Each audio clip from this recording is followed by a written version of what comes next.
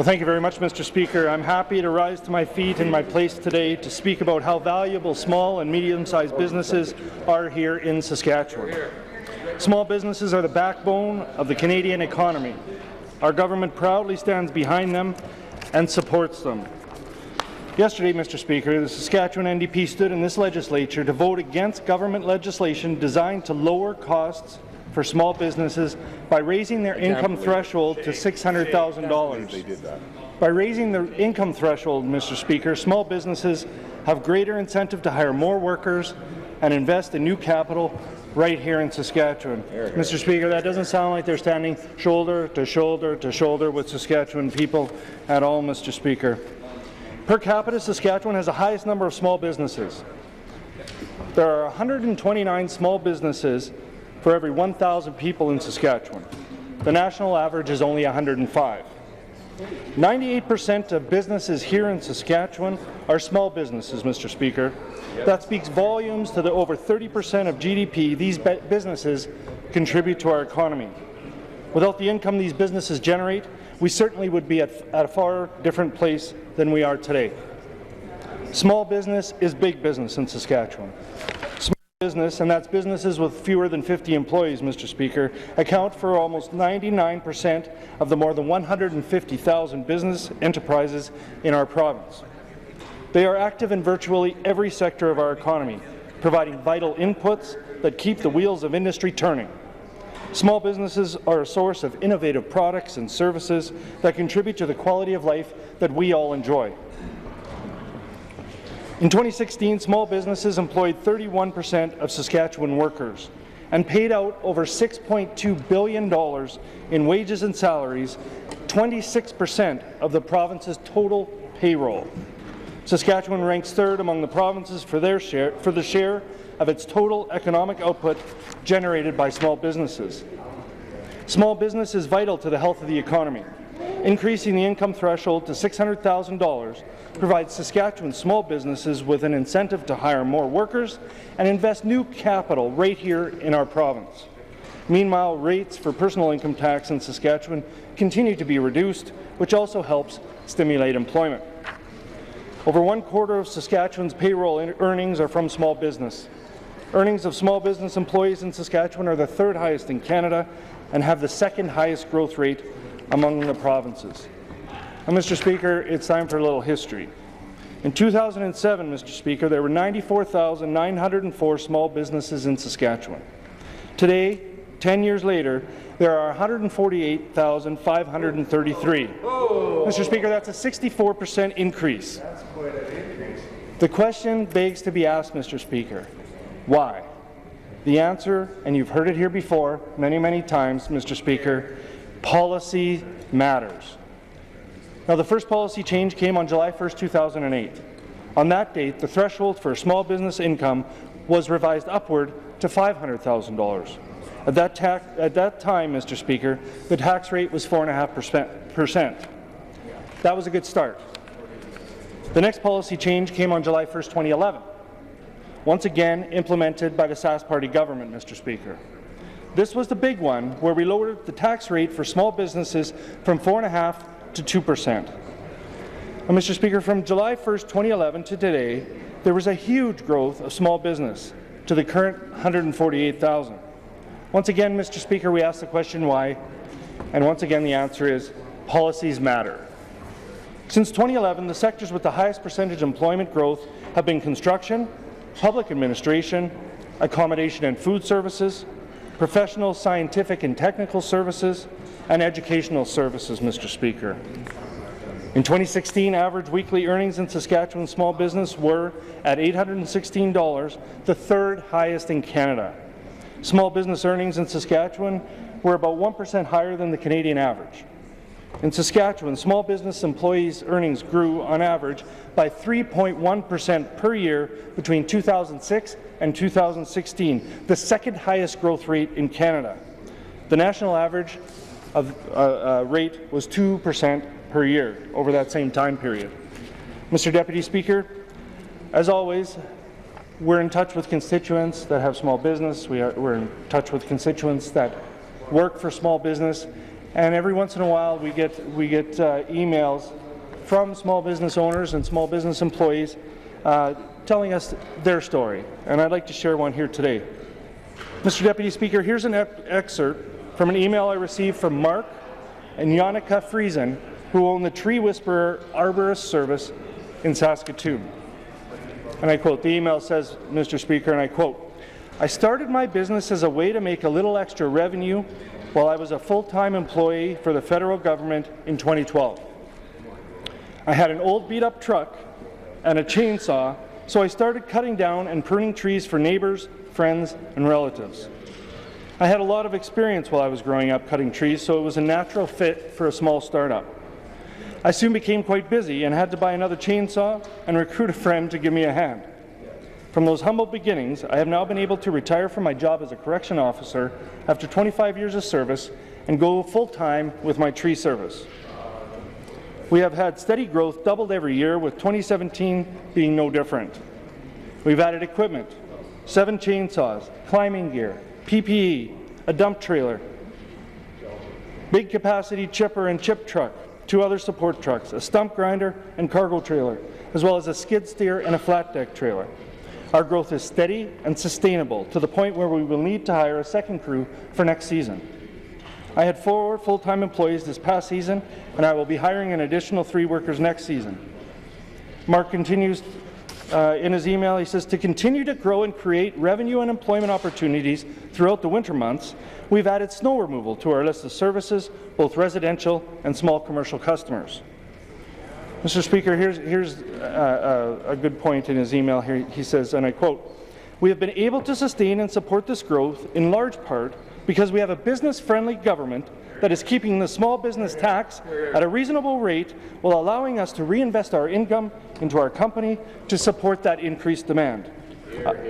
I hope to be able to continue to grow my business by adding additional equipment and personnel as demand and revenue dictates, and budget expenses, and in quotation marks, taxes, allow."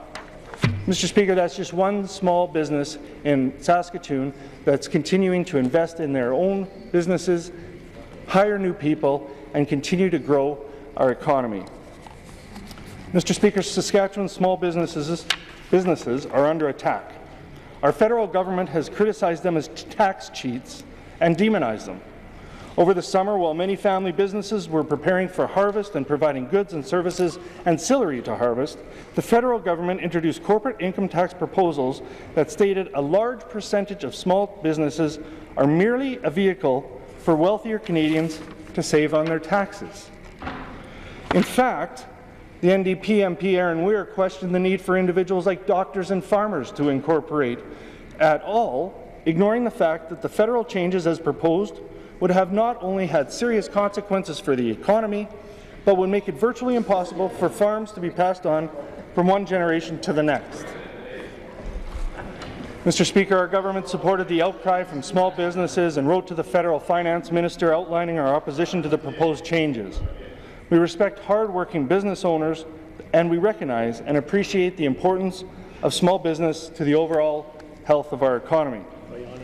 Mr. Speaker, this tax change will save some small businesses $10,000 a year. Where do you think they're going to spend that money? If past behaviour is indicative of future behaviour, Mr. Speaker, I can tell you what they'll do. They'll use that money to invest in their companies, whether it's in equipment, supplies, a renovation, or most likely, Mr. Deputy Speaker, in people. It will help ensure the viability of that small business and allow further expansion. More importantly, Mr. Speaker, it will help ensure that small business lays down deeper roots and stays in our community. Mr. Speaker, the Finance Minister said it best Tuesday night at committee. She said, "We are mindful of economic reports. We know that small business is the #1 employer in our province. We hear from small businesses, and when they do better, they tend to A, spend money within our economy, but B, most importantly, they hire the most people. They're the #1 employer," end quote, Mr. Speaker. I couldn't agree more. Mr. Speaker, the NDP are constantly asking government for investment and more spending, while continuing to call the government out for deficits. Mr. Speaker, we are making a small, targeted investment in our economy through small businesses, and that investment this year is almost $4 million. Now, here's what the NDP said on Twitter yesterday. We will continue to fight for small businesses, but we will not support the Sask Party's attempt to help only the wealthy and well-connected. Well, Mr. Speaker, I can assure you that the majority of small business owners that I know and the entrepreneurs that are starting new businesses in Saskatchewan would not be considered wealthy. And as far as being connected, I don't know. I guess I see them when I go and buy a pop or a loaf of bread or fill up my car with gas. You know, I guess you could say they are connected. They're connected to their community, to their neighbours, to the many charities and churches they support. So yes, Mr. Speaker, I guess they are connected, well connected, but in a good way. Not in the way the opposition means it, Mr. Speaker, but they are absolutely well connected to their communities. So let's look west and see what's happening over there, Mr. Speaker. Under the Alberta NDP government, deficits have exploded, businesses are leaving, and investment is flowing out of their borders. In the spring, the NDP unleashed a raft of tax increases, including a significant hike to the corporate income tax rate. What that does, Mr. Speaker, is hit average families right in the pocketbook in the form of lower wages. Higher business taxes discourage investment. When businesses can invest in equipment, machines, or technology, workers produce more. That creates higher valued outputs, increasing their productivity. Higher productivity increases wages. Higher corporate taxes stifle productivity, therefore decreasing wages. A University of Calgary study recently looked into this further, Mr. Speaker. This study estimates that Alberta's NDP's 2% corporate tax rate will reduce labour earnings by about $830 per year per person. In fact, the DBRS has taken notice of Alberta once again, Mr. Speaker, and not in a good way. Alberta has just received another downgrade in its credit score. The Calgary Herald writes, quote, rating agency DBRS announced Wednesday that it had downgraded Alberta's rating from AA high to AA while maintaining a negative outlook for the province. Mr. Speaker, the Saskatchewan NDP does not support our tax changes. They simply don't get it. They don't look at the literature and the studies, Mr. Speaker. They don't look at the facts.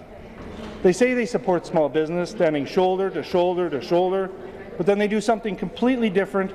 And yesterday, yes, they voted against changing the threshold from $500,000 to $600,000. Besides tax policy, Mr. Speaker, our government makes strategic investments in entrepreneurship and small business in a number of different areas. Let's talk about Innovation Place at the University of Saskatchewan, Mr. Speaker. Innovation Place is a thriving hub of activity. It is one more place where the Government of Saskatchewan is investing in our small businesses. On its website, it says, the Saskatoon campus began operations in 1980 and is located adjacent to the University of Saskatchewan. Innovation Place builds on the university's strengths in agriculture, information technology, and environmental and life sciences, as well as the strengths of nearby federal and provincial agencies. Mr. Speaker, Innovation Place is home to 110 tenants, employing over 2,500 people. The technology park includes 20 buildings with 1.3 million square feet of space, a co-working space, offered shared space workspace for the tech development community, and CoLabs, Saskatchewan's first technology incubator, are located in the Concourse building.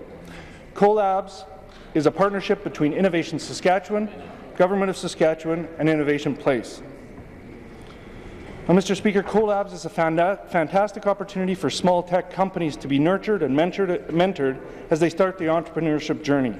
Companies involved in this program have achieved fantastic success. Whether it's 7Shifts, Tiny AI Therapies, or Solido Automation, entrepreneurs can access space, mentorship, programming, and community. And Mr. Speaker, I could go on and on and on about the great work that small businesses do in our communities across our province, but I think I'll wrap it up and leave it to some of my other colleagues by making the following motion. That this Assembly commends the Government of Saskatchewan for extending the small business rate of 2% from the first $500,000 of income to the first $600,000 of income to encourage the growth of small business in our province. Thank you.